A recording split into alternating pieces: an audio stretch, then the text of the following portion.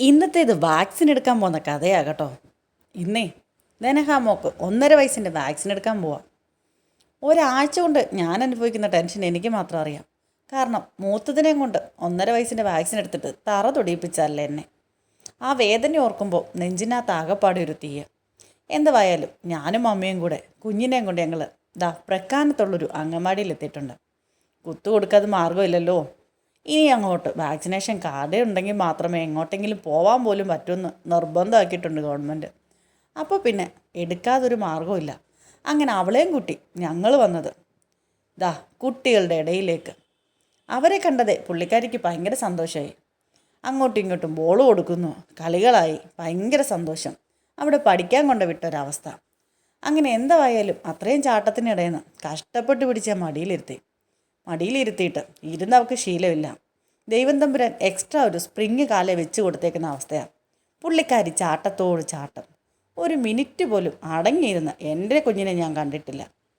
അങ്ങനെ എന്തായാലും പിടിച്ചൊരു വിധത്തി മടിയിലെങ്ങിരുത്തി. വേറെ മാർഗ്ഗമില്ലല്ലോ, ഇരുത്തിയല്ലേ പറ്റത്തുള്ളൂ. ഓൾറെഡി ഞാൻ 2 ദിവസത്തെ ലീവ് എടുത്ത് റെഡിയായിട്ട് നിൽക്കുകയാണ്. എനിക്കറിയാം ഇതിൻ്റെ വേദന എന്തോന്ന്. എന്തായാലും സിസ്റ്റർ ഇങ്ങനെ എത്തിയിട്ടുണ്ട്. അടുത്തത് ഒന്നാന്തരം ഒരു കുത്ത്. കയ്യിൽ ആദ്യം അങ്ങോട്ട് കൊടുത്ത് സന്തോഷമായിട്ട് ഒന്നെടുത്തങ്ങോട്ട് സമാധാനമായിട്ടിരുന്നപ്പോൾ ദാണ്ട് വരുന്നു അടുത്ത ഇഞ്ചക്ഷനുമായിട്ട് വീണ്ടും സിസ്റ്റർ. അതെ, വീണ്ടും വന്നിട്ടുണ്ട് കേട്ടോ. അങ്ങനെ ആദ്യത്തെ കയ്യേലും രണ്ടാമത്തെ കാലേലും അങ്ങ് കൊടുത്തു. ധനഹാമോള് സന്തോഷമായി അവൾക്ക്. കാരണം രാവിലെ ഒരുക്കി കെട്ടി കൊണ്ടുവന്നപ്പോൾ അവൾ വിചാരിച്ച് ഇവിടെ പ്ലേ ഗ്രൗണ്ടിൽ കൊണ്ട് കളിക്കാൻ വിട്ടതായിരിക്കുന്നു. വെറുതെ ആയിപ്പോയല്ലോ. ഇതുവരെയുള്ള വിശ്വാസം മൊത്തം ഈ തള്ള കളഞ്ഞല്ലോ എന്ന്. അങ്ങനെ ഗൈസ് ഞങ്ങൾ ഇഞ്ചക്ഷൻ എടുത്തേ. ഞങ്ങൾ അംഗൻവാടി വന്ന് ഇഞ്ചക്ഷൻ എടുത്തേ. പറഞ്ഞ് ഇഞ്ചക്ഷൻ എടുത്തെന്ന് പറ. ഞങ്ങൾ ഇഞ്ചക്ഷൻ എടുത്തേ പറ. ഇഞ്ചക്ഷൻ എടുത്തെന്ന് പറ.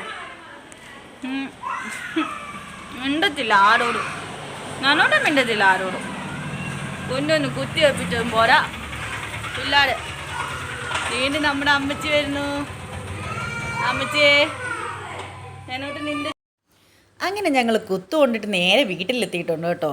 വീട്ടിൽ വന്ന് നേരെ ഡ്രസ്സും മാറി നേരെ ഞങ്ങൾ റോഡിലോട്ടാണ് ഇറങ്ങിയേക്കുന്നത്. എന്തിനാണെന്നല്ലേ, ഇനി ഞങ്ങൾ 1 മണിക്കൂർ ബോൾ കളിക്കാൻ ഇറങ്ങിയതാണ്. ബോൾ കളിക്കാമെന്ന് പറഞ്ഞാൽ അവിടുന്ന് സിസ്റ്റർ പ്രത്യേകം പറഞ്ഞാൽ വിട്ടേ കുറച്ച് നേരം പന്ത് വല്ലതും ഉണ്ടെങ്കിൽ തട്ടിക്കളിക്കാൻ കൊടുക്കണമെന്ന്. അതെന്തിനാണ്, പാവമല്ലേ, കുഞ്ഞിനോട് ഇങ്ങനെ ചെയ്യാമോന്നല്ല.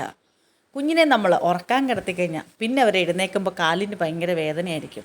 ആദ്യത്തെ അനുഭവം കൊണ്ട് എനിക്ക് ഒരുപാട് പഠിക്കാൻ പറ്റി. അപ്പം ഞങ്ങളിതാ ബോളും എടുത്ത് റോഡിലിറങ്ങി.